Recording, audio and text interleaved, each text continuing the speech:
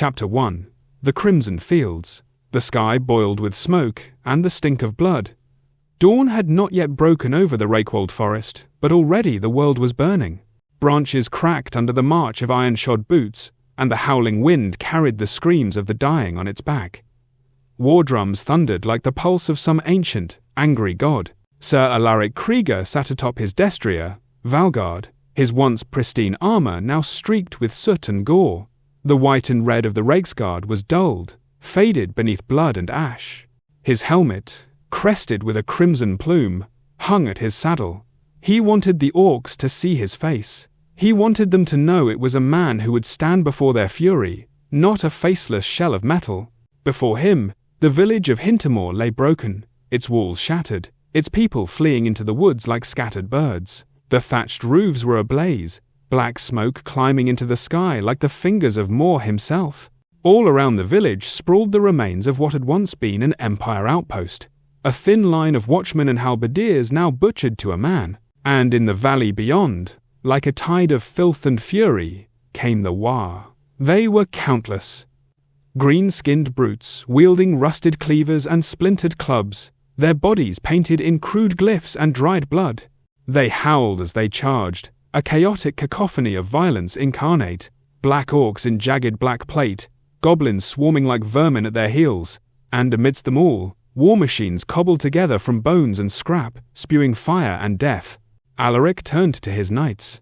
There were fewer than 24 left, his command reduced to a bleeding core of steel-hearted men. Their eyes were shadowed, their armor battered, but none wavered. They had been trained since boyhood to defend the Empire, and by Sigmar, they would do so until their last breath. He raised his sword, Glaubenstahl, a longsword etched with the runes of his family's house. The steel was nicked, but unbroken, like him. "Brothers of the Reiksguard," he bellowed over the clamor, his voice raw and ragged. "We are the shield of the Empire. This day we hold. This day we do not yield." A ragged cheer rose from the knights. It was not hopeful. It was defiant. Alaric spurred Valgard forward, down the muddy slope toward the village square. The ground was thick with the dead, men and orcs alike, tangled in the final embrace of war. Steel clanged against steel. Arrows thudded into flesh, and the sound of battle swelled like a tide about to break. They crashed into the green tide like a hammer. Alaric's first blow split a goblin in two. The creature barely had time to squeal before Glaubenstahl crushed its ribcage. He swung wide, cleaving through another, then turned his mount sharply to intercept a black orc charging toward a mother and child pinned behind a broken cart. The brute roared and brought down a jagged axe. Alaric met it mid-swing, blade to blade. Sparks flew. His shoulder screamed with the strain. He pivoted and drove his sword beneath the orc's arm, up through the throat. Black blood fountained as the beast collapsed. "Move!" he growled at the woman, who scrambled away with her child clutched to her chest. The Reiksguard fought like lions. Each knight held his ground, forming a shield wall as best they could amidst the chaos. But they were vastly outnumbered. For every orc slain, 3 more surged forward, maddened by bloodlust and drumbeat. Alaric moved like a ghost, parrying, striking, moving again. His mind narrowed to a tunnel of motion and instinct.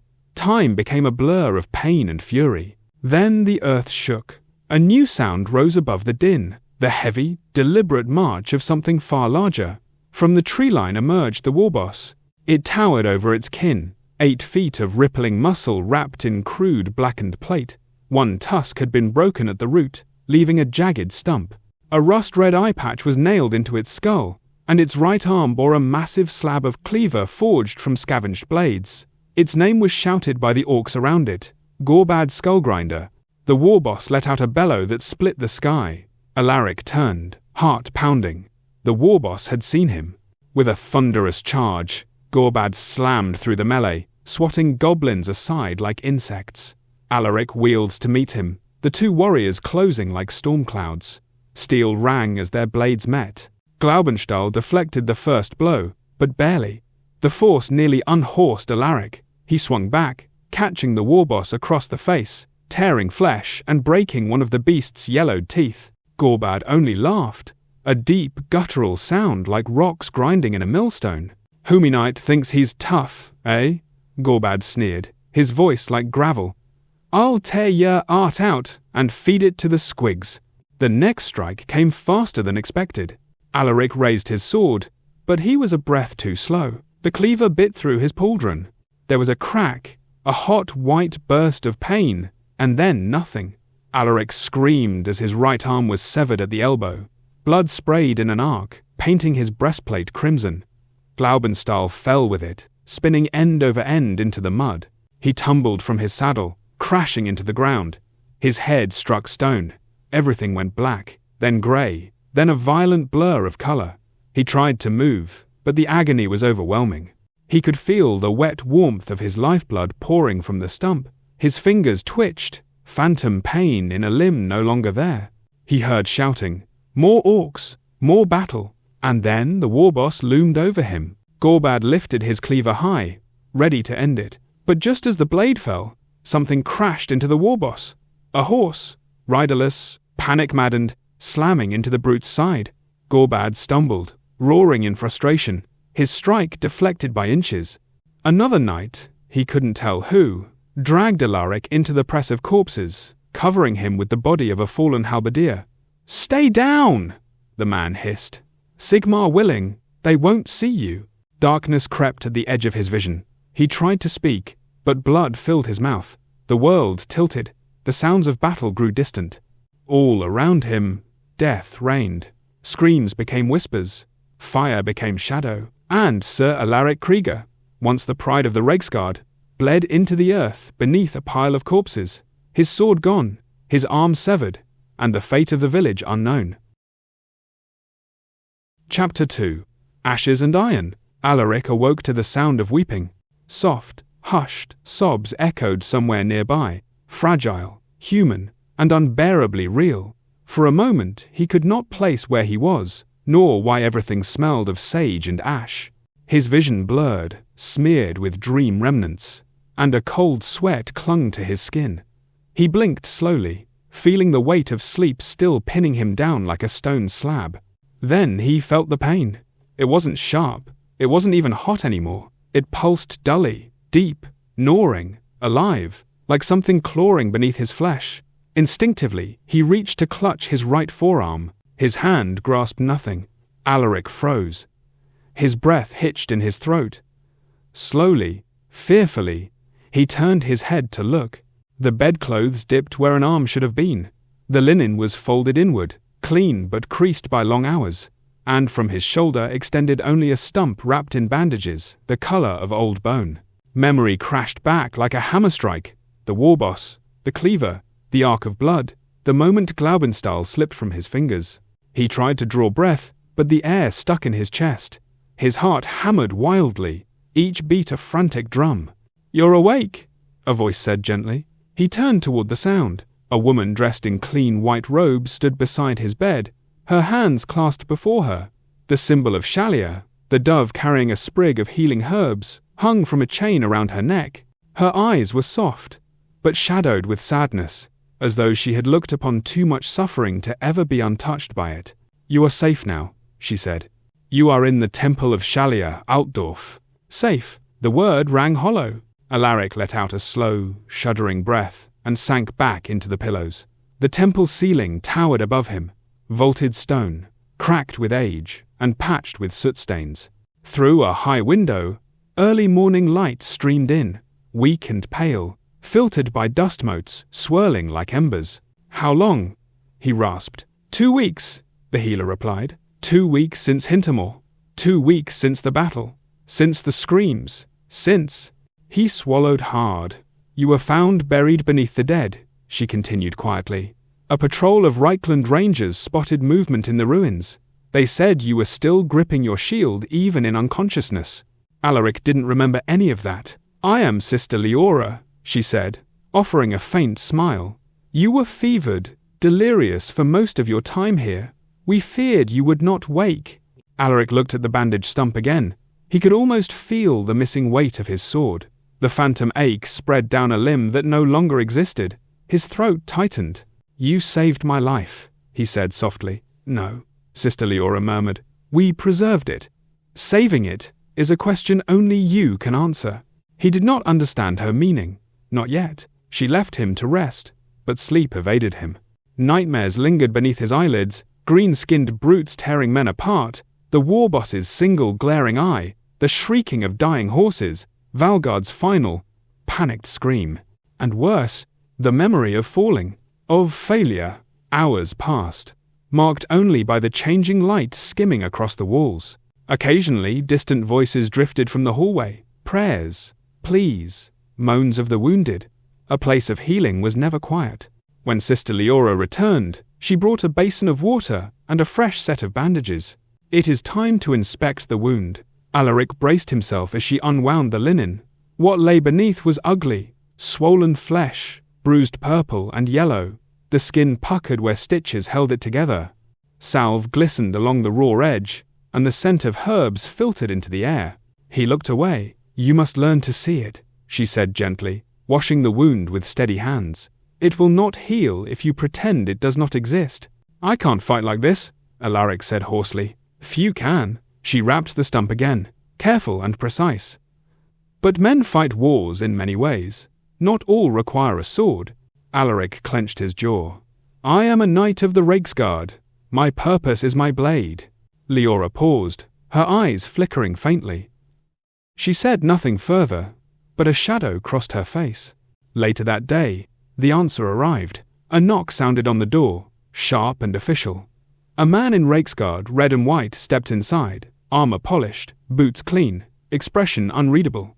He held a parchment scroll sealed in wax. Alaric recognized the colors, the sigil, the posture. "Sir Alaric Krieger," the officer said, standing stiffly. "I bring message from the Grand Master." Alaric pushed himself upright, ignoring the pull of stitches. "Then speak." The officer swallowed visibly. For a moment, pity softened his eyes. Only a moment. "By decree of the Reiksguard," he recited, "due to sustained injury rendering you incapable of fulfilling your duties as a knight of the Emperor's elite, you are hereby discharged with honor." He placed the sealed parchment at Alaric's bedside. The wax glinted like drying blood. Alaric stared at it. It felt as though the world had been punched out of him, as if the warboss's cleaver had not severed his arm, but something deeper, something integral. "My brothers," Alaric whispered. "The Reiksguard salutes your service," the officer said softly. "Many speak of your heroism. You held the line longer than any expected. You saved lives that would have been lost." Alaric barely heard him. His heart was sinking, heavy as lead. The officer bowed his head and left. The door closed behind him with a final, hollow thud. Alaric stared at the sealed parchment for a long time. When he finally tore it open, he wished he hadn't. The words were formal, respectful, cold. They acknowledged his years of loyalty, the battles fought, the oaths sworn. None of it soothed the jagged wound in his chest. A knight who cannot fight is no knight at all. He remained motionless long after the evening bells tolled. Outside, rain began to fall, pattering softly against the temple's stone roof. The air grew colder, shadows lengthened along the walls, stretching like thin, skeletal hands. He did not touch his food, did not answer when Leora checked on him.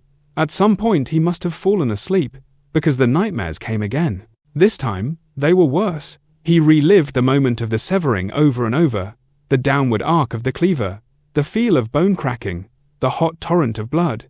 He saw the warboss's grin close enough to taste his foul breath. He felt the weight of corpses bearing down on him, crushing, suffocating. He woke screaming. Sweat drenched the sheets. His skin was cold. His breath came in ragged gasps. It took long minutes before he realized he was still in the temple, still alive. In the shadows beside his bed, Sister Leora waited silently, hands folded. "You dream of the dead," she said softly. "Of failure," he whispered. "Survivors often do." Alaric pressed his head into his remaining hand. "I was supposed to protect them. That was my oath." "You fought until your body could fight no longer. It wasn't enough." "No," Leora said. "It rarely is." Her honesty struck him harder than any false comfort could have. She remained by his side until dawn's grey light seeped into the room. In the days that followed, Alaric withdrew further into himself. He ate only when forced. He spoke little. When he closed his eyes, he saw faces, Villagers, knights, men screaming as they were torn apart. He saw Valgard thrashing beneath orc spears. He saw red fire and black smoke. His dreams were thick with guilt. He did not pray to Sigmar. He could not. What god allowed such slaughter? What god let his chosen be maimed and cast aside? The words of devotion felt empty now, hollow as old bones. The temple's iconography, the statues of mercy, the murals of healing, seemed obscene in a world steeped in bloodshed. On the 7th night, Alaric rose from his bed. The corridor outside was cool and dimly lit by oil lamps. He walked slowly, bandaged stump cradled against his chest, until he reached the temple courtyard. It was deserted this late. A single fountain bubbled weakly in the center, its waters clouded by votive petals and the faint reddish stain of old cleansing rites. Alaric approached the fountain. He stared into the water. For the first time since the battle, he saw himself clearly. The hollow cheeks, the sunken eyes rimmed with red, the tangled hair, the unshaven jaw. The knight he had been was gone, burned away on the battlefield. The man who stared back was a ghost, half-formed, half alive. He sank to his knees beside the fountain, his breath shuddering. The tears came without warning. They burned hotter than any wound. He pressed his face into his hand, shoulders shaking. The sobs were raw, jagged, grief and rage mixed, until neither could be told apart. He did not hear Sister Leora approach until she knelt beside him and placed a steadying hand on his shoulder. "You are not alone, Alaric," she whispered. "That's just it," he choked out. "Without my sword, without the Reiksguard, I am nothing." Leora's grip tightened. "You are alive," she said. "And as long as you draw breath, your story is not over." Alaric shook his head. "I have no purpose. Purpose is not given," she said softly. "It is forged." The word echoed inside him, forged. He lifted his gaze toward the distant skyline of Altdorf, where smoke billowed from 1,000 chimneys, and the clang of industry never ceased. The city thrummed with life, with noise, with 100 struggles and 1,000 possibilities. Yet in his chest, only emptiness remained. He stayed by the fountain long after Leora left, long after dawn tinted the sky grey-blue. Sometime during those quiet hours, something settled in him. Not hope, exactly, but a grim understanding. He had lost everything he knew, everything he was, but he was not dead, not yet. And perhaps, somewhere in the ashes of what remained, something new could be shaped. Something harder, something forged in pain and iron. But for now, he remained kneeling beside the fountain, staring at the rippling reflection of a broken knight trying to remember how to breathe in a world that no longer made room for him. Chapter 3. A Blacksmith's Penance. The forge roared like a living beast. Its breath was flame, its voice the ring of steel, and the hiss of quenching oil. Soot clung to every stone and beam like creeping rot, staining the walls and blackening the very air. The workshop sat squat and brooding at the edge of the Middenring district of Altdorf, a place where the sun rarely cut through the dense stacks of chimney smoke, and the streets smelled of ash, rust, and horse piss. Sir Alaric Krieger stood at the threshold, wrapped in a threadbare cloak, his boots caked with slush and coal dust, his breath fogged in the cold air, the half-dead chill of late winter clawing at his skin. The bandaged stump where his right arm had once been pulsed with dull pain. His left hand gripped the edge of the doorway for balance as he stepped inside. Inside the forge, the heat hit like a hammer to the chest. "Shut the door," a voice growled from within. "You're letting the gods damned cold in." Alaric did as instructed, and the door groaned shut behind him. Sparks danced in the dimness, casting flickering shadows along the soot-caked walls. Tools of all kinds, tongs, hammers, files, calipers, hung in perfect order, each in its rightful place. The forge fire crackled at the room's heart, blazing orange-white, and beside it stood the dwarf. Gromley Ironhand was squat and broad-shouldered, his beard plaited into 3 thick cords that hung down to his belt. His bare chest was criss-crossed with old scars, his arms knotted with muscle, but only one was flesh and blood, the other was metal, a mechanical limb, thick and brutish, built not for grace but for power, brass and blackened steel, etched with faint dwarfen runes, ending in a hand of thick digits capped with chisel-like fingers. The arm hissed faintly as he moved, steam venting from a valve near the elbow. Atop his head sat a soot-black bandana, and his eyes glinted like obsidian under heavy brows. "You Alaric?" the dwarf asked without turning. He plunged a glowing bar of metal into the anvil and struck it with a hammer so large it should have taken 2 men to lift. "I am. You're taller than I thought. Pity." Alaric blinked. "You were expecting me?" "No," Gromley grunted. "I was expecting a ghost. From what I heard, you should have bled out 2 weeks ago. Then again, I've always had an eye for strays." He struck the metal again. Clang, clang, clang. The sound hammering into Alaric's skull like a drumbeat. Alaric remained silent, his eyes drifting to the tools, the half-finished projects, metal limbs, harnesses, even a prosthetic jaw resting atop a pile of blueprints. The room smelled of scorched oil and stubborn resilience. "What do you want from me?" he asked finally. Gromley paused, setting the glowing metal back into the coals. He turned to face Alaric fully. Up close, his face looked like it had been carved from granite, lined, weathered, and utterly unimpressed. "I saw you at Hintermoor," the dwarf said. "What was left of it?" Alaric stiffened. "You were there?" Gromley nodded. "After the Warv passed through. Me and a few of my kin from Carrick Ziflin. We were there for salvage. Found your sword buried under a dead orc. Fine craftsmanship, wasted in green hands. Figured the knight who swung it might still be breathing somewhere." Alaric swallowed hard. "Glaubenstahl. Where is it?" The dwarf jerked a thumb toward a wooden crate near the forge. "Needs cleaning, maybe a new edge, but it's yours." Alaric moved slowly to the crate, lifted the lid with his remaining hand. The sword was there, wrapped in stained cloth. He pulled it free and laid it across his knees, staring at the dull, notched steel. It felt wrong to touch it with only one hand. "It's just a sword now," he muttered, "and I'm no knight." "Good," Gromley said. "Knights are idiots." Alaric looked up sharply. "Think they're gods," Gromley continued, unfazed. "March around in bright armor, swinging steel like it means something. Then a big green bastard takes your arm off, and suddenly you remember. You're just meat wrapped in iron." The dwarf stomped over to a workbench, dragging a thick, iron-bound chest behind him. He flipped it open with his mechanical hand and began rummaging inside. "I didn't bring you here to pity you, Krieger," he said. "I brought you here because you're broken, and I know something about being broken." Alaric frowned. "What happened to you?" Gromley didn't answer at first. He pulled out a sketch of a prosthetic arm, not elegant, but rugged, built for war. He slapped it on the bench, then looked back at Alaric. "I lost my arm in Blackfire Pass," he said quietly, "holding the line while the goblins overran our flank. My brother fell beside me, and I had to rip my own gauntlet off with my teeth to cauterize the wound." He held up the metal limb. "Built this myself. Took years. Burned through every scrap of grudge-bound iron I could get my hands on. It's ugly. It's heavy. It ain't art, but it works." He stepped closer. "I can build one for you." Alaric stared at him. "Why?" "Because you're too stupid to die, and too stubborn to stay broken. That's the kind of raw material I can work with." The silence hung between them like a blade. Alaric lowered his gaze. "It won't make me a knight again." "No," Gromley said. "It'll make you something else." He reached down, picked up a small hammer, and dropped it onto the bench with a clang.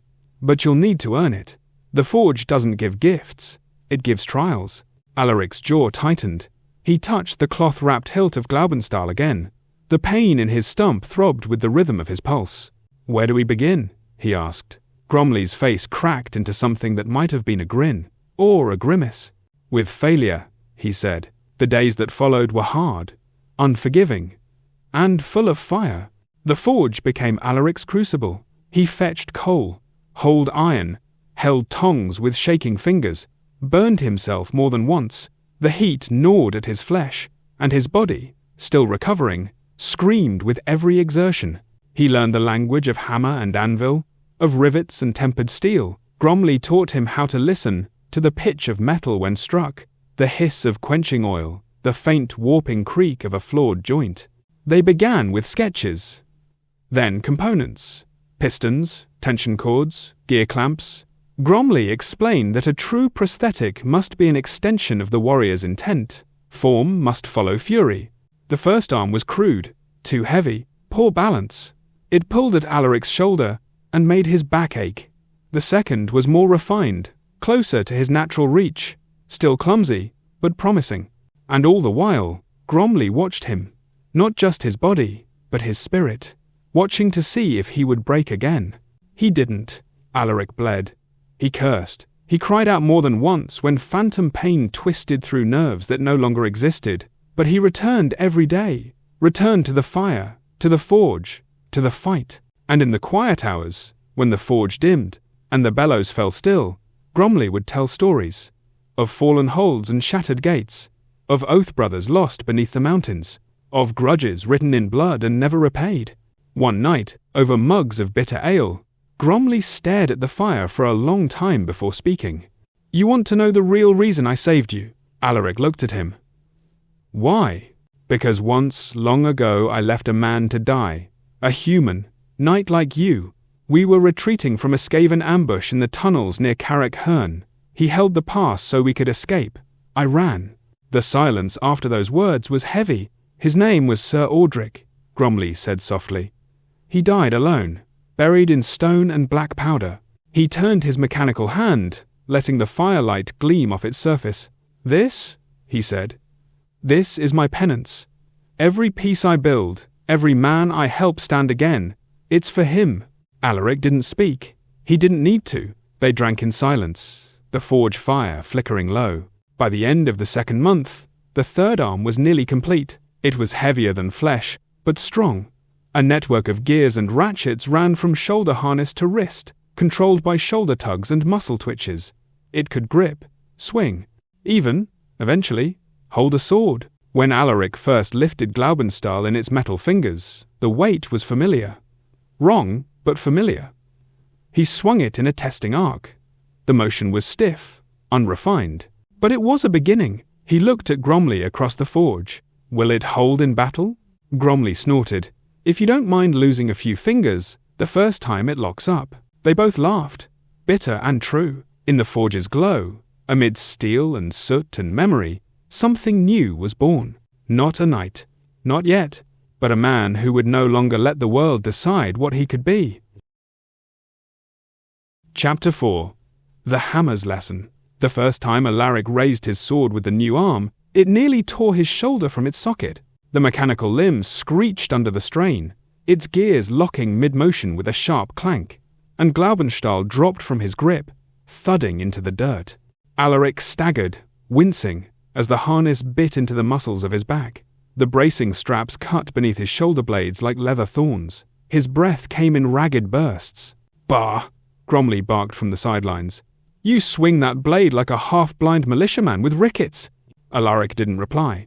He bent to pick up the sword with his left hand, but the blade's weight was uneven now, foreign. It had been made for his right hand, perfectly balanced for the knight he used to be. In his left, it felt like holding a slab of iron. Worse still, his body refused to move with the machine. The arm, Gromley's third and most refined design, functioned well enough on a bench, with clamps and tools. But on the field, under stress, with a sword's weight and a warrior's rhythm, it was chaos. The control cords that linked the harness to his shoulder and back were too sensitive, a twitch too strong, and the fingers clenched like a vice, too weak, and they wouldn't close at all. The elbow mechanism jerked unexpectedly, throwing off his guard, and when he tried to parry against the training post, the recoil jarred straight into his bones. "Again," Gromley said, arms crossed, his blackened apron smeared with soot and sweat. Alaric scowled. "It's not the arm," he growled. "It's me. I'm not ready." "Oko." "No," Gromley replied. "You're not worthy." Alaric turned on him, fury flashing in his eyes. "I've bled for this empire." "And you think that means something now?"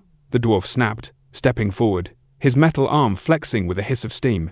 "You think bleeding buys you a shortcut back to who you were? I've buried more noble warriors than I can count, lad. You're not special. You're just broken, same as the rest of us. But the difference between scrap and steel is what you do when the forge gets hot." Alaric's jaw clenched. He looked down at his arm, the dark iron, the runes etched along the bracing, the crude, powerful fingers. It wasn't beautiful, it wasn't elegant, but it was his. He lifted Glaubenstahl again. This time, the motion was slower, deliberate. He adjusted his stance, feeling the shift in his balance. The grip wobbled. The fingers clanked. He struck the post. Thunk. Not a clean hit, not a killing blow. But the blade landed. Better, Gromley muttered. That was the beginning. The days blurred into a brutal rhythm. Morning brought drills, balance, footwork, and stance. Midday was spent in the forge, adjusting tension in the shoulder, rigging or filing down burrs on the fingers. Evenings were for sparring, mostly with wooden blades at first, then dulled steel, and eventually real weapons. Failure was constant. The arm would lock. The blade would drop. Alaric would overcompensate and slam himself off balance. His bruises multiplied daily. Thighs, ribs, even a split lip from taking a pommel to the face during an ill-timed pivot. He screamed more than once. He bled. He swore at the gods. But he never stopped. Gromley never coddled him. The dwarf stood at the edge of the practice ring, barking corrections, offering brutal, merciless commentary. Too slow. Lead with your shoulder, not your gut, you lopsided sod.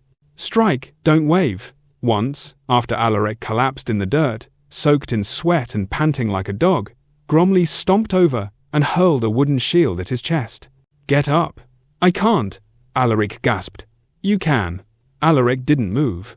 So Gromley leaned in close, his voice dropping to a hiss. You think this is the worst pain you'll feel? You think this is what ends a man? I watched my hold burn. I lost my kin, one by one, to goblins in the dark. I tore this arm off myself after it got crushed under rubble.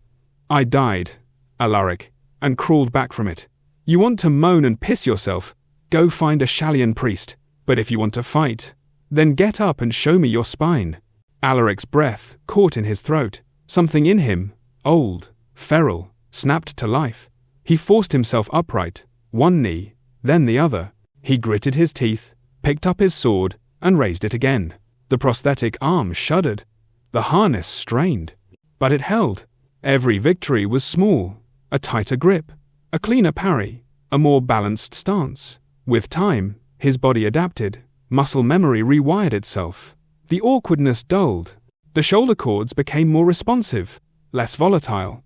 Gromley tuned the fingers, smoothed the gear tension, reinforced the joints. But progress came at a cost. Sleep became elusive. The nightmares returned, black forests filled with screaming, the war boss's cleaver arcing through the air, the weight of dead brothers. Alaric woke many nights in a cold sweat, sitting upright on the cot in the forge's back room, the metal hand twitching involuntarily. Sometimes it clenched without command, driven by echoes of violence buried in his mind. And yet, each dawn, he rose. Because each dawn brought another hammerfall. Gromley changed the drills weekly, from post-striking to dummy sparring, then moving targets, then uneven terrain, where Alaric had to fight in mud and gravel, the weight of the arm threatening to drag him down. He learned to feel his strikes again, not with nerves, but with the reverberation of steel, the way the impact echoed through the arm into his chest. He listened with his whole body. He learned when to overcompensate, when to pull back, how to feint without the finesse of fingers. Finesse was dead, but force, that was alive. Eventually, Gromley handed him a round shield. Let's see if your tin claw can defend, not just flail. The first few sessions were a disaster. The arm jerked with every blow it blocked, threatening to dislocate his shoulder. The shield slipped. The recoil made his teeth rattle. He was knocked off his feet more than once. But he adjusted. He learned to brace, to ground his stance, to roll the impact through his torso rather than absorb it directly. Your form's still uglier than an ogre's arse, Gromley admitted one afternoon. But at least now you look like someone who might kill something before dying. Alaric allowed himself a smirk. It was the first time he'd smiled in weeks. Still, beneath the victories, the doubt lingered. One night, long after the forge fires had dimmed and Gromley had retreated into his quarters, Alaric sat alone at the anvil, turning Glaubenstahl over in his mechanical hand. The blade was cleaner now, sharpened, polished, but he still hadn't used it in real combat, not since Hintermoor. He watched his reflection ripple in the steel, fragmented by the flickering lamplight. He pressed the flat of the blade to his forehead. Sigmar, he whispered, you still watching? Or did you cast me aside with the rest of the crippled and cursed? There was no answer, only the hiss of the cooling forge and the creak of old timbers. But deep down, in the marrow of his bones, he felt something stir, not divine, not holy, just will. The raw, stubborn defiance that had driven him to stand on that battlefield until the last breath. The same defiance that refused to die in the fire. He stood slowly, strapped on the harness, and raised Glaubenstahl one more time. The metal arm hummed softly. His stance widened. He moved through the drills in silence. Strike, block, pivot, thrust. Each motion was a battle, each strike a reclamation. When dawn came, Gromley found him still in the courtyard, still practicing, his prosthetic arm streaked with soot and oil. He said nothing, just stood there, watching, arms crossed, and, for once, did not correct him, because the hammer's lesson had been learned. Pain was the forge, will was the fire, and Alaric Krieger was being forged anew, not into a knight, but into something far harder. Chapter 5. Trial by Ratfire. The summons arrived on a night thick with soot and fog. Gromley had been hunched over the workbench, filing down the teeth of a gear clamp for Alaric's arm, when the pounding came, heavy, urgent, shaking dust from the rafters. Before Alaric could rise, Gromley stomped to the door and yanked it open. 2 dwarfs stood outside, clad in mail dulled by ash and grime. Their faces were drawn tight with worry, beards frayed, eyes ringed with exhaustion. Between them, an iron-stamped crate bore the symbol of Karak Ziflin. "Gromley Ironhand," the taller one said. "We need ye." The dwarf smith didn't ask why. He didn't need to. Skaven, the word wasn't spoken aloud. It lingered in the air like a bitter curse. Gromley exhaled slowly, the motion making the pistons in his metal arm hiss. "Fetch your sword, lad," he said without turning. "Seems we've got rats to burn." They travelled through the night in a rattling supply wagon, heading southwest along the road to Nuln. The cold bit at Alaric's cheeks, but the mechanical arm kept warm from its internal gearing, radiating faint heat against his shoulder.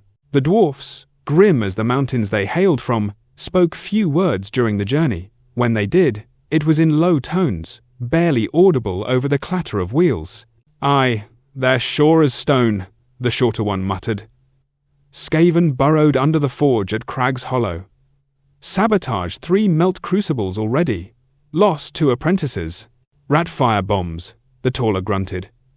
Warpstone flames. Burns hotter than any proper forge, and twice as hungry. Alaric listened, jaw tightening.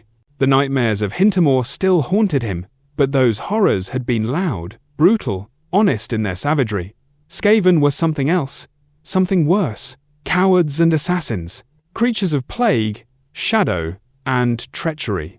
Gromley's metal hand tapped the wagon's side in a steady, angry rhythm.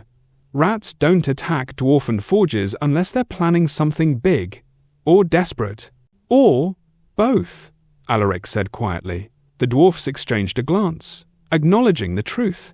They reached Crag's Hollow at dawn, or what passed for dawn in the industrial haze around Nuln. Smoke choked the sky, rising from chimneys stretching like skeletal fingers over the ravine. The forge itself was built into the cliffside, its stone walls reinforced with runic plates, its entrance guarded by iron-banded gates. But even from afar, Alaric could see the damage. One gate tower lay collapsed inward, stones cracked and blackened. A faint green glow pulsed along the broken edges, like rot spreading through meat. The scent was sharp, acidic, wrong, warpstone, unmistakably. Dwarfs worked frantically to seal cracks in the outer defences. Others hauled the wounded to makeshift cots. Their beards were singed. Their arms were blistered. Some were coughing up soot and flecks of blood. Gromley stormed forward, fury etched into his features. "Who's in charge here?" he roared. A stout dwarf with half a beard burned away stepped forward. "I am Thorek Stonebrow, foreman o' this forgehold." "Foreman?" Gromley snorted. "Ye look half melted, and you look like half a smith," Thorek retorted, tapping Gromley's metal arm. "Seems we've both had bad days." The 2 dwarfs stared at each other, then exchanged grim smirks. Thorek jerked a thumb toward a yawning crack in the mountainside. "The rats came from down there. We've tried filling it, but every time we seal one tunnel, 3 more open. They've got a whole nest beneath us." Alaric stepped forward. How many? Thoric's expression darkened. Too many. More every hour. And they're armed with warp-charged blasting sticks. They get close to the primary furnace. He pointed to a towering smokestack belching fire high into the sky. The whole ravine will go up like a powder keg. Alaric nodded. The scale of the threat was clear. What's the plan? He asked. Gromley grinned. A wolfish, dangerous expression. We go down. The tunnels beneath Crag's Hollow were cramped, dark, and wet, barely wide enough for dwarfs, let alone a man of Alaric's height. He ducked beneath the low ceilings, Glaubenstahl strapped across his back, the metal arm flexing with mechanical tension. Keep low, keep quiet, Thoric whispered, leading the way. Skaven hear everything, see everything, smell everything. The air thickened as they descended. The walls were claw-scraped. Warpstone residue glimmered faintly in the cracks, sickly green veins pulsing like diseased arteries. The smell of rat, musk, and rot grew stronger. A faint skittering echoed through the tunnels.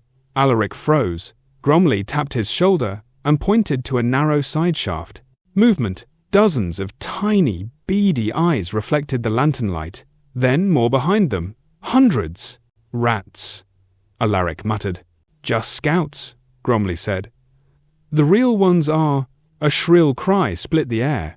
There, the swarm hit like a wave. Skaven poured from the shadows, their eyes glowing with feral hunger, blades raised high. Black-furred assassins slashed from the ceiling. Grey-clad clanrats surged forward with spears and jagged cleavers. Alaric drew Glaubenstahl. The first strike was clumsy. His arm's fingers tightened around the hilt too hard. The auto-bracer locked for a heartbeat. The sword dipped low. A Skaven lunged, teeth bared. Alaric twisted. The blade caught the rat just beneath the jaw, cleaving upward through skull and rotten brain. Warp-laced blood sprayed across the tunnel wall, sizzling as it hit stone. Two more rushed him. One leapt for his throat. Alaric swung again, too slow. Gromley intercepted, smashing the airborne rat aside with his metal fist. The Skaven's skull flattened like pulp beneath the blow. Alaric stepped back into form. Breathe. Adjust stance. Let the arm move with him, not against. Steel flashed. He parried a spear thrust, the impact rattling the prosthetic limb, but the bracing held. His pivot improved. He brought the sword down in a brutal arc, splitting the attacker in two. The mechanical limb whirred and hissed, gears grinding, but it kept going. The tunnel became a slaughterhouse. Dwarfs fought shoulder to shoulder, their shields braced, axes rising and falling with brutal efficiency. Sparks and blood flew in equal measure. Screams echoed as Skaven died, or fled squealing into the shadows. Then the ground trembled. A deafening shriek echoed from deeper below, followed by a blast of green light. The tunnel lit up as though set aflame. "Ratfire!" Thoric shouted. "Down!" A column of warp flame roared past, vaporizing stone. Dwarfs shielded their faces as the infernal heat seared the air. Skaven shrieked in triumph. Alaric forced himself to his feet. "We move," he said. "Now." They pressed deeper, following the source of the explosions. The tunnel widened into a cavern lit by crackling green fire. At its center, a cluster of Skaven engineers worked frantically around a massive device, an obscene amalgamation of metal, bone, and warpstone, pulsing with unstable energy. Gromley sucked in a sharp breath. A warp fire bore. Alaric didn't need explanation. If that thing breached the primary furnace, Crag's Hollow would become a crater. "Kill the engineers," he snarled. They charged. Skaven spun in alarm, squealing. Warpstone bulbs cracked. Lightning arced across the cavern. Alaric met the first rat head-on. He blocked its blade with his mechanical forearm, sparks flying, and rammed Glaubenstahl through its sternum. The prosthetic arm locked for a moment, gears jamming under strain. "Move, damn you," he growled. The arm jerked back to motion, wrenching the sword free. Gromley barreled ahead, his metal fist crushing skulls, his axe hacking through bone and sinew. Dwarfs behind him formed a wedge, driving straight into the swarm. One Skaven engineer screeched and hurled a warp bomb. Alaric saw the green flare too late. The bomb detonated against the cavern wall, showering them in molten debris. A shard ricocheted into Alaric's shoulder, spinning him sideways. Pain flared. The harness strained. Skaven pounced. Alaric twisted on instinct. He grabbed the nearest rat with his metal hand, fingers crushing bone as easily as wet parchment, and slammed the creature into the ground. The arm held. For the first time, Alaric felt it, not as an alien weight, not as a burden, but as part of him. The rage, the force, the will, the gears sang with it, grinding in harmony with his heartbeat. He surged back to his feet, cut through a Skaven neck, parried a blade, rammed his mechanical fist into another's ribs, feeling them collapse with a wet crunch. The dwarfs reached the warp fireball. Thorek hewed through the stabilizing pillar. Gromley smashed a warpstone battery free. The machine shrieked, buckled inward, then collapsed in on itself. Green fire exploded upward. The cavern shook. "Cave in!" someone bellowed. Rocks rained down. Steam hissed. Warpstone dust choked the air. Alaric grabbed Gromley by his collar and hauled him toward the tunnel just as the cavern ceiling collapsed. They sprinted through falling debris, dodging boulders the size of carts. Behind them, the warp fire bore imploded with a scream like tearing metal. The blast wave hurled them forward. Darkness swallowed everything. When Alaric awoke, dust coated his tongue like ashes. The tunnel was half collapsed, torchlight flickering weakly. Gromley sat beside him, coughing soot. "You alive, lad?" the dwarf rasped. "Barely," Alaric groaned, pushing himself upright. The metal arm twitched, stiff, dented, gears grinding, but functional. He flexed the fingers. They responded. A slow grin spread across Gromley's soot-stained beard. "Well, I'll be damned." The arm passed its first trial. Alaric looked at the broken remains of Skaven bodies crushed beneath stone. The acrid smell of warpstone fire lingered, mixing with blood and smoke. He stood slowly. For the first time since Hintermore, his stance felt balanced, rough, imperfect, but ready. "Let's finish clearing the rest of the tunnels," he said. "If there are survivors down here, we'll find them." Gromley clapped him on the shoulder. His real one. "Aye, and maybe, just maybe, you're starting to look like a warrior again." Alaric didn't answer. He simply lifted his sword, the metal fingers tightening around its grip, and walked forward into the dark. Chapter 6. A Night No More. Altdorf loomed beneath a bruised sky, the spires and rooftops rising like rusted blades from the murk. Smoke dragged across the heavens in long, dirty veils, heavy with the stink of coal, tanneries, and the reek of humanity packed too tightly within old stone walls. The river Reich rolled sluggishly beneath the city's bridges, its surface mottled with filth, and reflecting the city's lamplight, like shards of broken glass. Alaric Krieger stood at the western gate, as the last of dusk bled into night. He had imagined this return 1,000 times, ever since waking in the temple of Shalia, ever since stumbling through the forge's crucible under Gromley's iron gaze, ever since the Skaven tunnels stained his new arm with rat blood and fire.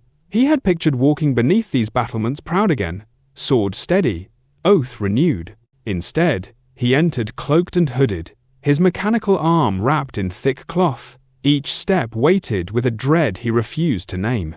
The guards barely looked at him. Men like him, worn, weary, carrying scars they tried to hide, were common in the capital. War never left the Empire untouched. It merely reshaped its children into quieter versions of themselves. The city swallowed him whole. Cobblestones thudded under his boots. Lanterns sputtered in the wind. Hawkers barked half-heartedly from stalls as they closed shop, muttering curses at the night watch. Somewhere in the distance, a priest of Sigmar bellowed a sermon atop a crate, voice hoarse with zeal, warning of heresy and darkness creeping at the Empire's edge. Alaric ignored them all. His path was already chosen. The Reiksguard chapter house sat north of the Emperor's palace, built in the style of old Reichland fortress keeps.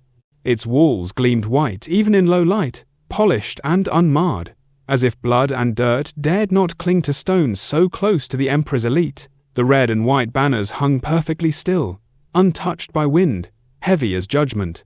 Alaric paused at the foot of the gate, his breath misted faintly before him. The last time he'd stood here, he'd been a knight, a brother among the Empire's chosen few, a defender of the realm, a man with purpose. Now he felt like a ghost. 2 guards stepped forward, halberds crossed. "Halt," State your. One guard froze mid-sentence. The torchlight flickered across Alaric's face, illuminating the scar carved from his brow down to his jaw. Recognition dawned. Sir Krieger, the guard murmured. Alaric drew back his hood. The guards exchanged a look, shock mingled with unease. You are alive.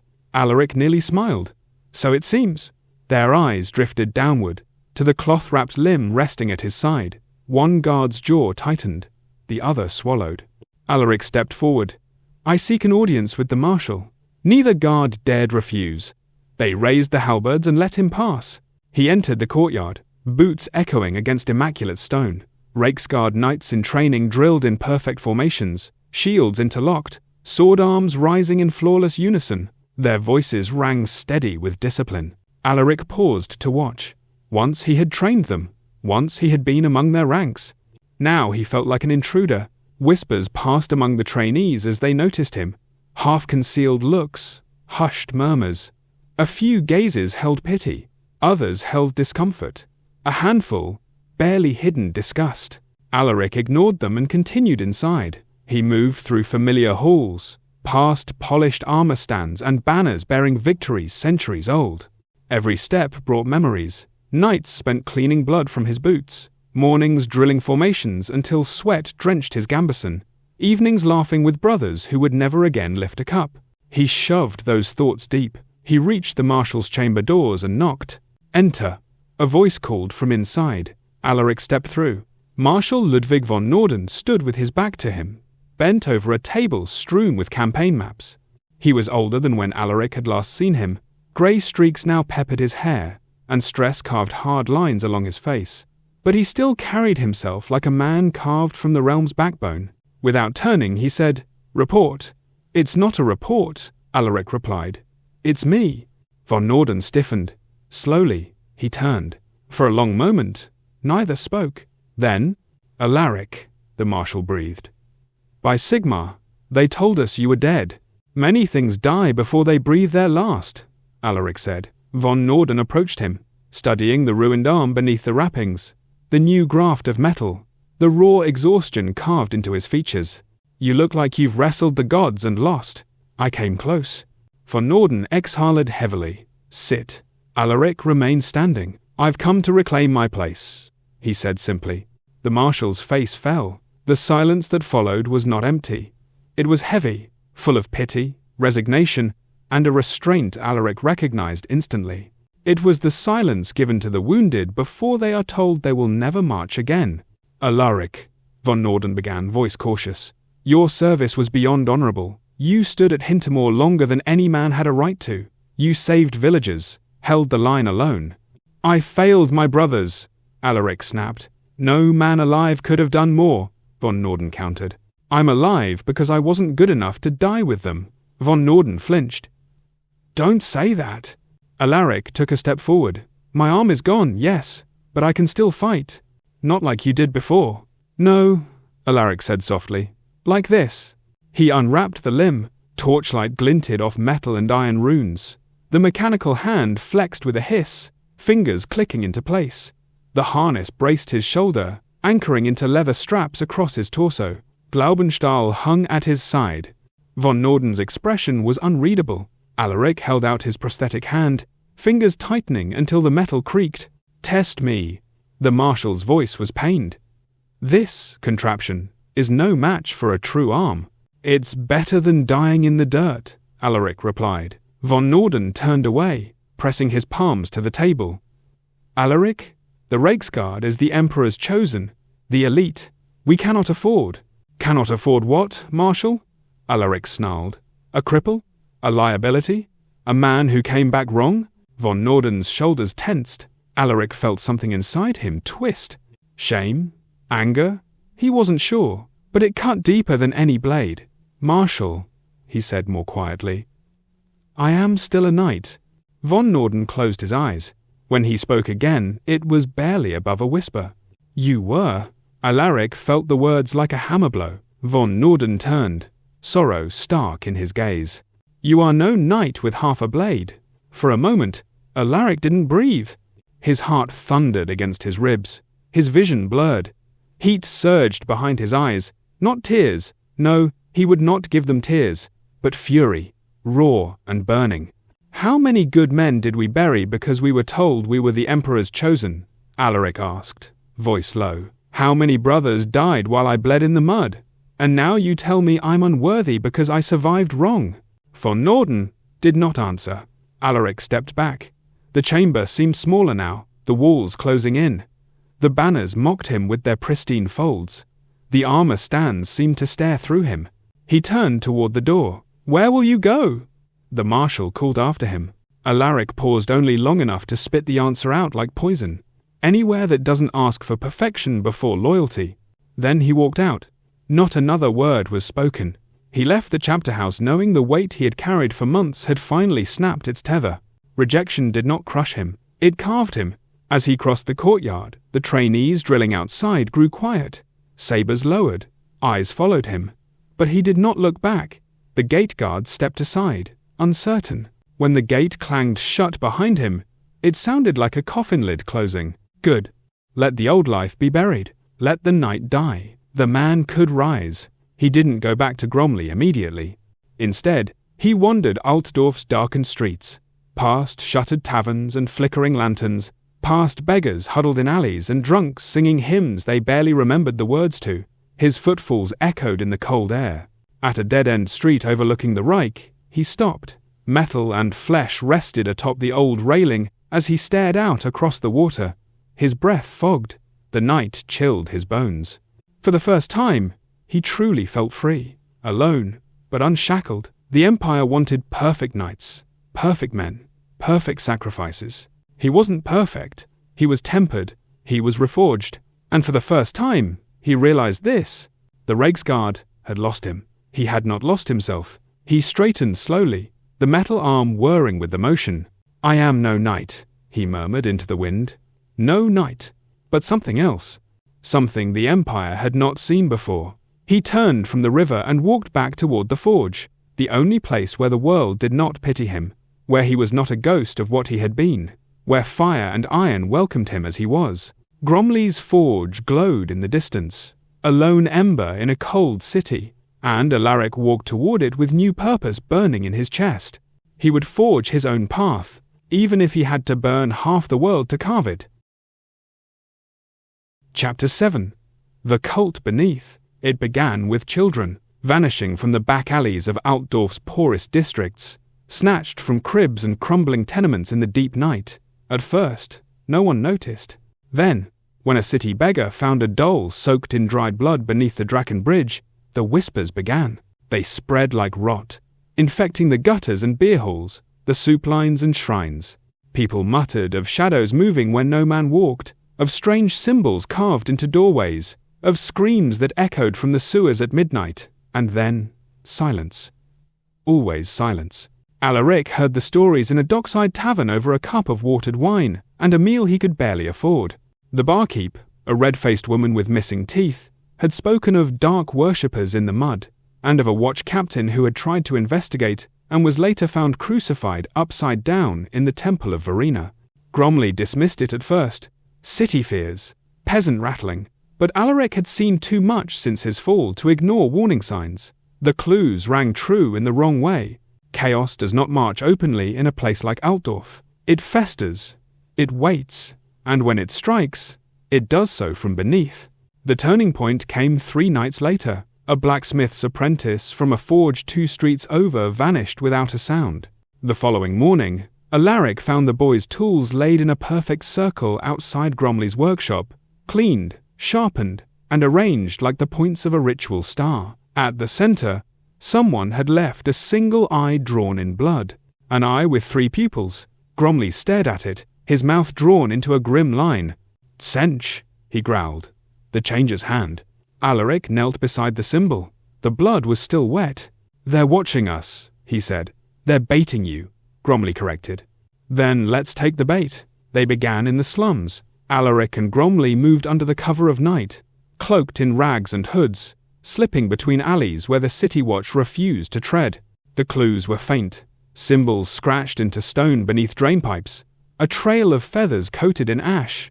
the lingering stink of warp oil behind hidden cellar doors. They found their first true lead in the shantytown near the Middenbog, where a blind beggar claimed to have heard the laughter of rats in the bodies of men. When pressed, the beggar revealed he'd once been paid to carry crates into the old aqueduct tunnels, crates that moved and whimpered. Alaric and Gromley descended that night. The tunnels were old, older than the Reiksguard, older than Altdorf itself. Worn bricks sagged with age. Filthy water trickled through the cracks. The walls breathed rot and mildew, thick enough to taste. Gromley lit a blue flame lantern, enchanted to reveal warp taint. It flickered almost immediately. Within minutes, they stumbled on the first shrine. It had once been a sewage control room, now defaced and repurposed into a temple of madness. The walls were smeared with chalk symbols and fecal runes. Bones had been lashed into strange spirals across the ceiling. A rusted pipe served as an altar, upon which sat a pulsing mass of flesh and teeth wrapped in barbed wire. Alaric stepped forward, sword drawn. The metal arm adjusted with a faint whine. From the darkness behind the altar, a voice hissed, "So, the fallen knight comes to kneel." They weren't alone. Figures emerged from the shadows, robed in patchwork rags, faces hidden beneath masks carved from bird skulls and copper. Their hands dripped with ichor. Some wielded rusted blades, others strange staves adorned with feathers and teeth. Alaric didn't hesitate. The first came at him with a curved knife. Alaric parried high, spinning to his left and letting the blade clang off the metal arm. His counterstrike sheared through the cultist's mask and split the skull beneath. Blood sprayed in a geyser. Gromley barreled into the others, bellowing a dwarfen war cry. His mechanical arm caught a cultist mid-leap and crushed her ribcage with a sickening crunch. Alaric ducked a blow, rolled under another, and rose into a killing thrust. Glaubenstahl pierced flesh.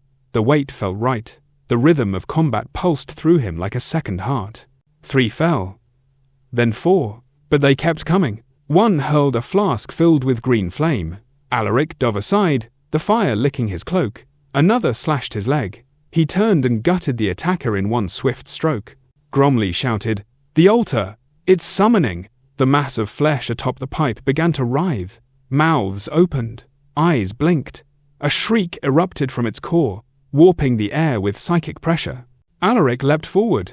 His arm locked, just for a breath, just enough to throw off his aim. He slammed the sword down. Missed. The thing screamed again. Blood leaked from his ears. Then Gromley threw a forge hammer. The weapon struck true, smashing the abomination into pulp and steel shards. The scream cut off instantly. The cultists faltered, stumbling backward, clutching their heads. Alaric seized the moment. He tore into them like a vengeful storm. His sword cut, his fist broke. One fell, then another. By the time the last cultist turned to flee, the floor was slick with gore.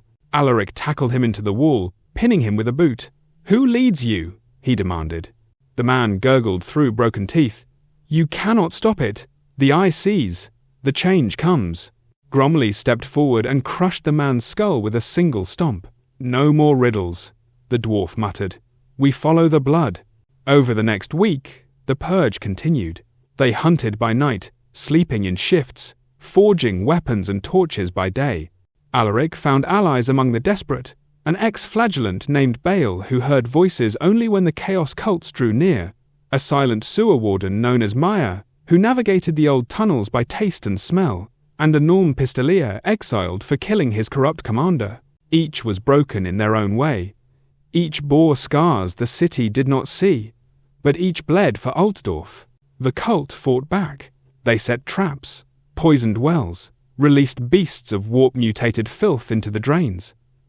One night, Bale disappeared. They found only his robes, and a spiral of teeth arranged in the shape of a star. Mia died days later, caught in a collapsing tunnel as a daemon thing of limbs and wings hunted them in the dark. Alaric killed the creature, but not in time. Their numbers dwindled. But Alaric endured. He wore his grief like a cloak. His sword arm grew deadlier. The metal limb, once stiff and strange, became his rhythm. Every kill honed his skill. Every blow became cleaner. He no longer fought like a knight. He fought like something forged. The final den was beneath the old Sigmarite catacombs, deep in the bones of the city's faith. The door was carved from charred bone. The walls dripped with blood. The cultists gathered in a circle, chanting beneath a sigil of shifting colors, praying to a god whose name bent the tongue. Alaric and Gromley burst through the gate like fury unbound. Bullets, steel, fire. The cultists screamed. Their rituals shattered. Alaric faced their leader, a figure in golden feathers and bronze masks, whose voice echoed like thunder and honey. The sorcerer's staff crackled with change magic. They dueled among corpses. Spells tore stone. Alaric dodged, rolled, parried. His arm locked once, just once, but the momentum carried him forward. He rammed Glaubenstahl through the sorcerer's gut and lifted him into the air. The body twisted, bloated, burst into feathers and worms. He dropped it. Fire licked the walls. The catacombs shook. "Time to go!" Gromley shouted. They fled as the chamber collapsed, as the cult's last breath was smothered by its own summoning. They emerged into the pale morning light, covered in blood and soot, coughing from dust and smoke. The city slept on. The people did not know what had been done. The noble lords would never speak of it. The priests would deny it. The watch would erase all record. But beneath the surface, something had changed. The rot had been cut out. For now, Alaric stood atop a crumbling tower overlooking the Reich, the morning wind stirring his hair. His metal fingers flexed in silence. He was no longer Reiksguard, no longer knight, but he had found purpose not in titles, but in deeds. And the blade in his hand had not forgotten what it meant to be a sword. The cult was gone, but war was eternal, and he would be ready. Chapter 8. The Infernal Host. The sewers were wrong. Even before Alaric crossed the threshold of the breached tunnel beneath the western district of Altdorf, he knew something had changed. The air tasted of copper and smoke. The bricks wept pus, and the stench, by Sigmar, the stench, was no longer the expected rot of human waste, but something sweeter, fouler, like incense made from burnt flesh and madness. He adjusted the brace on his shoulder. The prosthetic arm, already showing signs of strain from weeks of battle and overuse, whirred irritably as he flexed the fingers. Joints ground. Tension cables snapped taut, creaking in the gloom. "This is it," Gromley muttered, cocking his repeater crossbow as they descended. "I can feel it in the stone. They're tearing the veil." The dwarf had only brought 2 bolts, not for lack of foresight, but because anything strong enough to pierce Daemon hide rarely came in bulk. On his back, he carried a pouch filled with black powder charges, and brass-bound flasks etched with warding runes. Behind them trudged the last remnants of their ragged warband, the pistolier Gregor, a scarred veteran with burns marring half his face, Sula, a Sigmarite acolyte in cracked robes, and Hern, a mute who had once been a witch hunter's hound before his tongue was cut out by cultists. They were not soldiers, they were survivors. The tunnel sloped downward, deeper than any city architect had dared dig. Roots hung like veins from the ceiling. Every step took them further from the world of men. At last, they saw the light. It pulsed in the dark like a heartbeat, a sickly, violet luminescence that flickered with whispers only the insane could understand. They emerged into a massive cistern. Once, this chamber had funneled rainwater and waste from the district above. Now it was a cathedral of corruption. Pillars of fused bone and filth rose to the domed ceiling. Demonic glyphs writhed across every surface, not carved or painted, but grown, tumorous, and alive. And in the center of it all, the gate, a vortex of churning colors, hovering above a dais of bleeding stone. It screamed with no sound, sucked light from the torches, and distorted the air into ripples of unreality. It was less a thing and more a wound, a gash in the skin of the world, leaking chaos. Figures knelt around it in supplication, cultists in black and crimson, masks of iron and wax covering their deformed faces. Their hands bled into chalices. Their chants trembled in the fabric of reality. And then the daemons came. They emerged from the gate in twitching bursts, first as shadows, then as flesh. Slaneshi beasts with writhing tongues and silk flesh. Cornate hounds made of brass and flame. Tsenkian horrors that rippled with 1,000 screaming eyes. The mortal world shuddered at their arrival. Alaric didn't wait. Now! He leapt down from the ledge with a roar. Glaubenstahl in hand. The first horror shrieked and lunged. He met it mid-air, the blade cleaving through its twisting mass. Warp ichor hissed against steel. A tongue lashed at his leg. He severed it with a backstroke. Behind him, Gromley dropped his charges into the gutter channels, igniting the powder with a spark rune. Fire exploded up through the cracks, catching the outer edges of the summoning circle. The cultists wailed. Their chants faltered. Sula screamed a litany of hatred and hurled her hammer into a demon's skull. Gregor fired both pistols, the holy shot rounds detonating inside a bloodletter's chest. Hearn charged into the fray, short sword flashing. Alaric fought like a revenant. He had long since abandoned the elegant forms of Reiksguard training. He moved now with the brutal economy of a butcher, each swing meant to end, not wound. The mechanical arm held firm, for now, letting him block inhuman blows with iron certainty. A daemon of Tzench unfurled before him, a swirl of robes and eyes and screaming mouths. It cast a spell of madness, symbols flowing from its fingertips like oil. Alaric charged through it. The spell struck. He felt nothing. The arm deflected the magic, runes along the plating glowing faintly as they absorbed the warp energy. He slammed Glaubenstahl into the demon's chest. The creature howled as it unraveled, its body folding in on itself like paper in flame. Then came the pain. Something struck him from behind, a whip of raw shadow. It wrapped around his metal limb, yanking with unnatural force. Alaric twisted. The tension cable snapped with a shriek of steel. He stumbled. The mechanical arm sparked. Gears locked. His right side went heavy, dead. Another strike hit the joint at the elbow. Crack, and the entire forearm detached, clattering to the stones. Fingers still clenched, twitching. Alaric dropped to one knee, sword dragging. A demon surged toward him, all claws and fire. He rose, left-handed now, weaker, slower, but not finished. He parried the first strike, sidestepped the second, cut low and drove Glaubenstahl into its abdomen. The demon staggered, spewing molten bile. He kicked it back and turned to the gate. The cultists were trying to rebind the ritual. Gromley was bleeding from a dozen wounds, propped behind a broken pipe. Gregor was dead, his skull split open. Sula was cornered by two seekers of Slanesh. Hearn had vanished.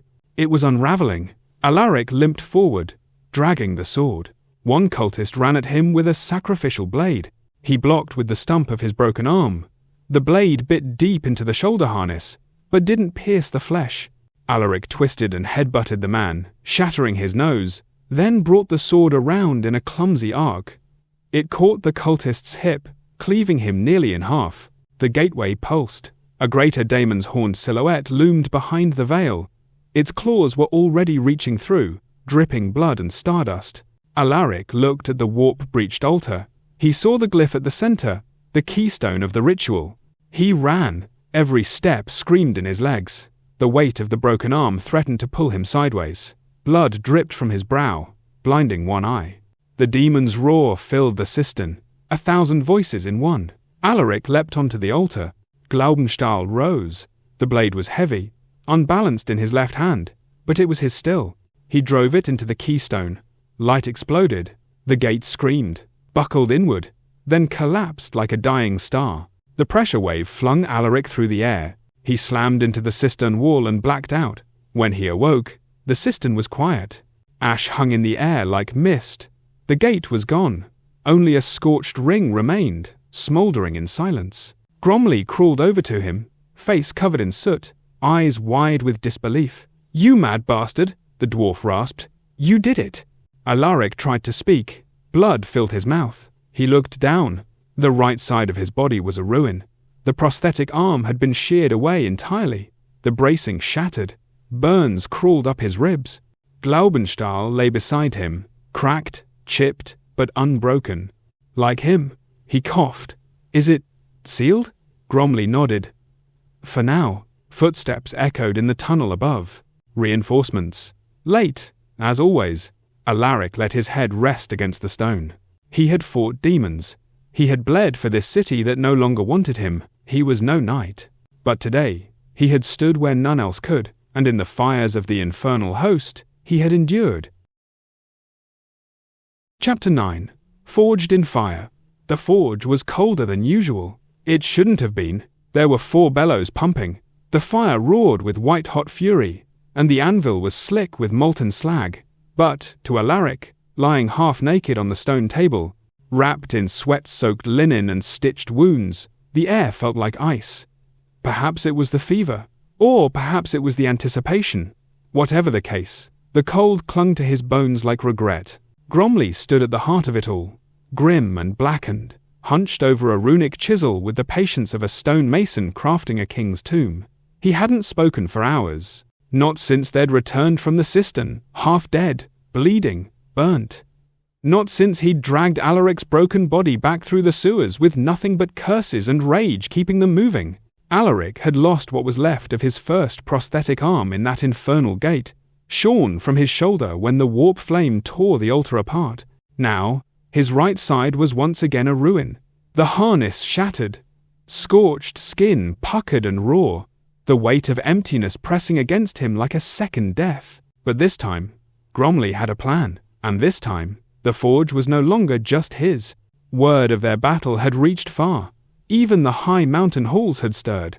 The dwarfs of Karak, upon hearing that one of their own had stemmed a demonic breach beneath man's capital, sent tribute, not gold, nor jewels, but something far rarer, run metal, a pale alloy known only to the runesmiths of the deep holds, light as tempered glass, but stronger than tempered steel, capable of holding enchantments without warp bleed, a gift of respect, and a challenge.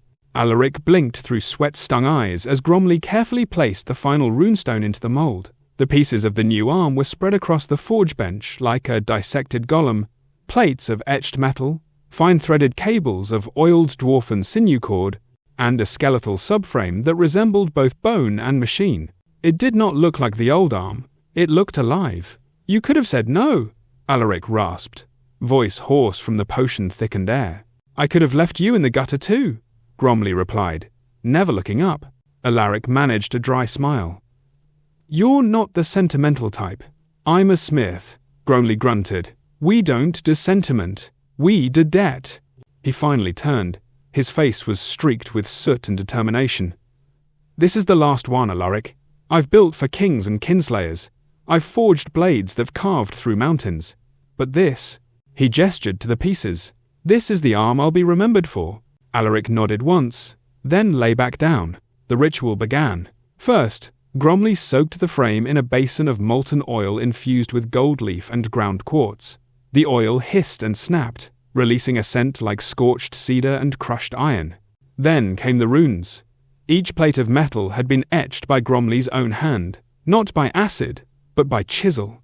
Lines of power, written in Khazalid, strength, endurance, harmony, vengeance. He inscribed each with quiet reverence, lips moving in the silent prayers of the Forgefather, Grimnir. Next, he assembled the frame, the central shaft slotted into the harness at Alaric's shoulder. Gromley anchored it to fresh leather strapping, hand-cut and boiled, reinforced with silver-threaded bands. He worked with careful, brutal efficiency, his own metal hand surprisingly delicate for the task. The cables followed, fine as spiderwebs but tensile as anchor chain. They ran from the upper shoulder, across the collarbone, down the spine, and beneath the ribs. Where the old design relied on brute strength and counterweight, this one followed Alaric's movements like a whisper. Each twitch of his back muscle sent current through the rune-etched core. Alaric gritted his teeth as Gromley tightened the straps. Needles of pain stabbed deep, awakening nerves thought long dead. His breath caught. "Almost there," Gromley muttered. "Don't piss yourself now." He fitted the hand last. It was beautiful. Unlike the blunt digits of the last design, this one bore resemblance to a knight's gauntlet, tapered, precise, with knuckle joints made from polished steel bound in the same dark alloy used by dwarfen hammerlords. The fingers flexed one by one as Gromley activated the runestone at the palm. "Move it," the dwarf said, stepping back. Alaric stared at his right arm, the weight of it strange, unfamiliar, but not wrong. He focused, twitched his shoulder. The hand opened, flexed, closed into a fist.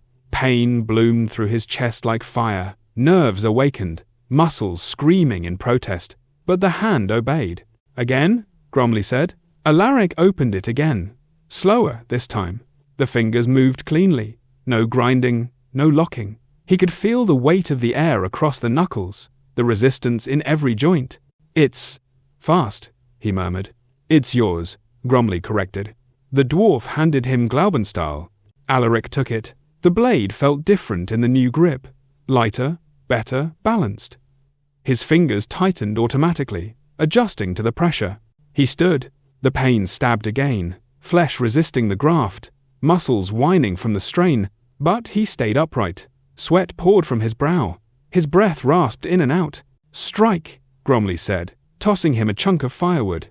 Alaric did. Glaubenstahl moved like lightning, the blade cleaving through the wood as if it were paper. A clean cut, no drag, no tremble. Again. And again. Each blow was smoother, sharper, faster. The arm followed perfectly. No lag, no overcompensation. It knew him. "This is no tool," Alaric said, awestruck. Gromley smirked. "No, it's a weapon. Like you." For days they tested it. They went back into the forest, to the outskirts of civilization, where the Empire's roads gave way to twisted routes and lonely glades. There, they trained. Alaric swung against logs, against rocks, against hanging bags of gravel. The arm withstood everything. He practiced with both hands, left and right, training his body to balance the power. The new arm delivered crushing force when he wanted it, and subtle finesse when he needed it. It adjusted to each grip, memorized the tension he applied, and even anticipated recoil. Gromley tweaked as they went, adjusting rune pressure, re-etching tiny glyphs in the joints. He worked like a man possessed, muttering to himself in Khazalid, drawing schematics in the dirt, and hammering changes in the dark by firelight. By the third week, Alaric could disarm Gromley in sparring. By the fifth, he could fight blindfolded. And by the seventh, he no longer felt like a man with a machine. He was something more. Not quite whole, not quite broken, just forged. They returned to Altdorf in silence. The city remained as it always had. Loud, filthy, indifferent to heroes and monsters alike. Rumors still whispered of the demon breach, but no one knew the truth. The guards had cleaned the tunnels. The cult's traces had been purged. Only the sewer rats remembered. Alaric passed through the streets unnoticed. No banners, no parades, no salvation. But he didn't need them anymore. He stood taller, straighter. The scars on his face had faded to memory. The war in his eyes had settled into purpose. He stopped before the ruined chapel of Verena, still abandoned after the watch captain's crucifixion. The wind stirred dust through broken stained glass. Alaric knelt before the shattered altar. He placed his old arm, twisted, burnt, broken, upon the stone. "For the man I was," he whispered. Then he rose. The new arm gleamed in the moonlight. He was no longer Sir Alaric Krieger, Knight of the Reiksguard. He was something the Empire hadn't named yet, but soon it would learn to fear him, forged not by noble titles or divine grace, but by fire, blood, and the will to endure. Chapter 10. The Night Reforged.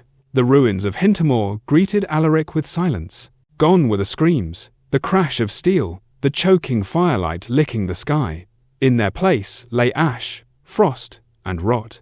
The skeletal remains of once proud cottages and soot-choked barns sagged like broken ribs in the wind. Weeds had claimed the main road, tall and spined with thorns.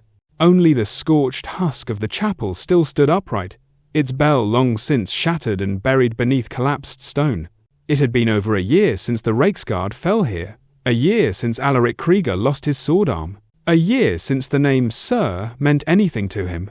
He rode now, not with a banner at his back, nor in gleaming plate, but in piecemeal armor streaked with blood and soot. His greatcoat, once crimson and gold, was now a dull, weather-worn grey. Glaubenstahl, reforged and wicked, hung at his side. The runes on his new arm glinted faintly beneath the overcast sky. Behind him came his warband. They were no regiment, no official detachment of the Empire's forces, just a battered collection of misfits and outcasts, drawn together not by glory or gold, but by necessity and the pull of something darker, something raw. Gregor's widow, Ilsa, now bore a halberd with quiet fury and a stare that could freeze bone. Sula, The Sigmarite acolyte who had once doubted her own faith now carried holy relics charred black by daemon fire and never stopped whispering prayers to a god she no longer trusted. There was Bragg, a disgraced Kislevite scout with half a face and no tongue, and Holden, a former witch hunter's apprentice who'd set his master aflame when he'd turned to the ruinous powers. And Gromley, ever constant. The dwarf marched with soot on his beard and an axe as broad as his chest. His old arm clicked with the rhythm of war. The bond between him and Alaric was iron, not forged in oaths, but in fire and pain. Together, they came to finish what had begun in blood. The beastmen had returned. Tracks littered the outskirts, hoofed and clawed, deep in the wet soil.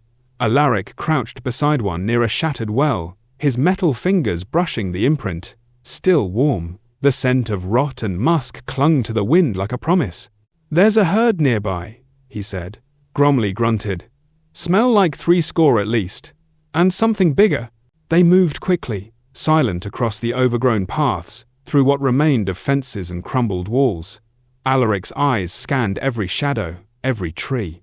The herd was here for blood. Hintermore had been resettled, poorly. A dozen hardy souls, mostly farmers too desperate or too stubborn to flee, had returned in the months after the battle. They'd rebuilt a few huts, dug shallow trenches, planted meager crops. Now they were hiding in the chapel ruins, clutching pitchforks and dull knives, praying the beasts wouldn't come until morning. They wouldn't get that mercy. The sun was setting, and the sky was already bleeding red across the horizon. The howling had begun, low at first, like wolves testing the air, but growing louder, layered with guttural bellows and high-pitched bleats. Drums, bones striking bone. Bragg returned from the trees, panting. He gestured, 5 fingers, then a curled fist. 50 beasts, 1 warlord. No time. Alaric turned to his warband. "They're coming for fire and meat," he said. "This isn't a war. This is a slaughter. Unless we stop them here, tonight, Hintermore dies again." Ilsa lifted her halberd. "Let them try." Sula raised a blackened relic. "Sigmar walks with us." Gromley only rolled his shoulders. "Aye, let's remind these goat-fondling bastards why they hide in forests." Alaric faced the villagers. Some trembled. Others wept. One woman held a broken rake like it might ward off death. "Barricade the chapel," he told them. "Stay quiet. If they breach the walls, kill anything that walks on 2 legs and grunts like a pig." No one laughed. He turned toward the woods and waited. They came like thunder through the trees. Beastmen of all shapes, Gore, Ungor, and monstrous Bestigor, howling and shrieking, wielding crude axes and rusted blades, their bodies covered in dried blood and symbols of chaos carved into flesh. The warlord towered above them all, a minotaur the size of a warhorse, crowned with barbed antlers and carrying a slab of blackened iron as a sword. Alaric stepped forward alone to meet them. His metal arm hissed. Glaubenstahl gleamed. When the first beast charged, he met it head-on. Steel met bone. The prosthetic hand locked around a snarling throat and crushed it. Alaric drove his sword up through the creature's ribcage and hurled the body aside. "Now!" he roared. The warband struck. Ilsa's halberd took a beast's eye clean from its skull. Bragg loosed arrows from the tree line, silent and deadly. Sula flung vials of blessed oil, igniting fur and flesh. Gromley launched into the thick of them, his axe splitting spines and cleaving limbs with each thunderous swing. They fought not as soldiers, but as survivors. Alaric was in the center, whirling, parrying, cutting. His left hand was fast. The right was faster. The arm Gromley had forged responded to every thought like instinct. He blocked a warpick with the metal forearm and shattered the shaft with a twist. He drove his elbow into a Bestigor's jaw and watched the skull crumple inward. The warlord charged. The earth shook beneath its hooves. Its eyes glowed like coals. It bellowed a name in a tongue not meant for human ears. Alaric turned to meet it. The first blow was a hammer. Brute strength, no finesse. Alaric ducked beneath it and slashed across the beast's thigh. Black blood sprayed. The second came faster. He raised the metal arm, braced, and caught the blade. The impact nearly drove him to his knees. But it held. The enchantments flared. The runes along the fingers pulsed with light. Alaric twisted the warlord's blade aside, rolled into a crouch, and thrust upward with all his weight. Glaubenstahl plunged into the beast's gut. It roared, swung wildly, struck Alaric across the chest. He flew back, crashing into the chapel wall. His vision swam. Blood trickled from his nose. The beast limped forward, still alive, dragging its sword. Alaric rose, bruised, bleeding, broken, but standing. The arm had held. His grip tightened. One final step. He sprinted forward, ducked a wide swing, and drove the sword up through the warlord's throat. The blade burst from the top of its skull. The beast spasmed once, then fell. The battlefield grew quiet. The remaining beastmen fled, broken, disoriented, leaderless. Ilsa and Bragg gave chase, cutting down stragglers. Sula dropped to her knees, whispering prayers of ash and vengeance. Alaric stood over the warlord's corpse, breath steaming in the cold air. His chest ached. His arm hissed and sparked. But he stood. He had reclaimed Hintermoor, not as a knight, not for glory, but because no one else would. The next morning, as villagers buried the dead and the warband cleaned their blades, the stories began. They would travel slowly at first, spoken in awe, in whispers. Tales of a one-armed warrior who stood alone before monsters, of a ruined knight who bore no title, yet fought like death itself, of a man with no sigil but fire and steel, the one-armed knight.